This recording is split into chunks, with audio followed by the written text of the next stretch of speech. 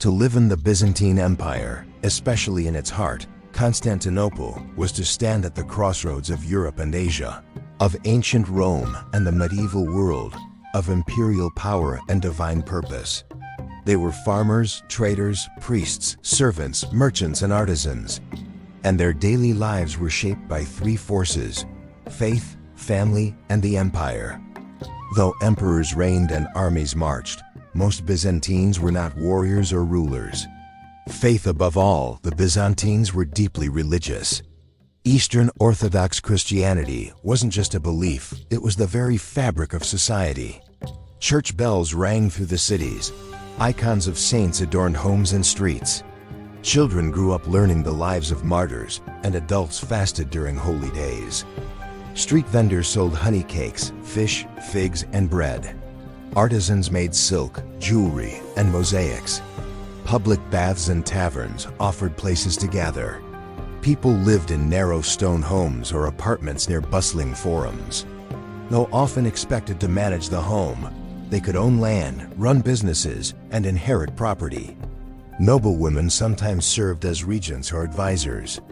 Empresses like Theodora wielded real political power. The church held immense influence.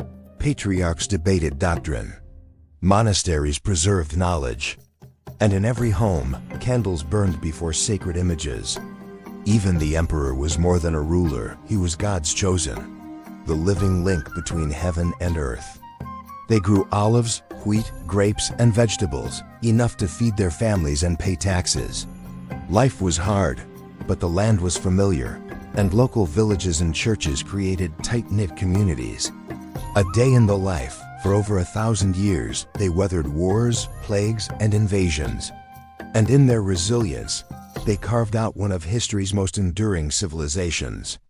Life could be harsh, but it was rich in meaning. In the countryside, peasants tended small farms passed down for generations. Wealthier boys might train in philosophy or law. Girls often learned household skills, though some became scholars or nuns.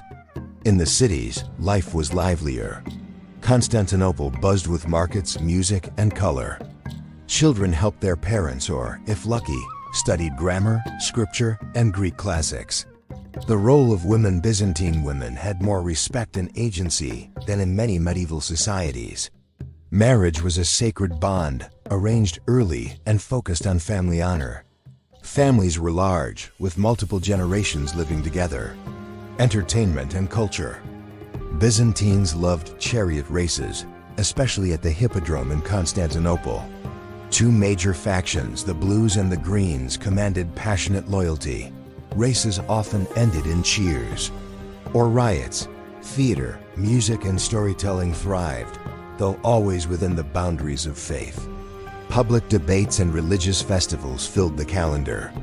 Their language was Greek, their laws Romang, and their art, filled with gold, glass, and iconography, reflected their belief that beauty was a path to the divine.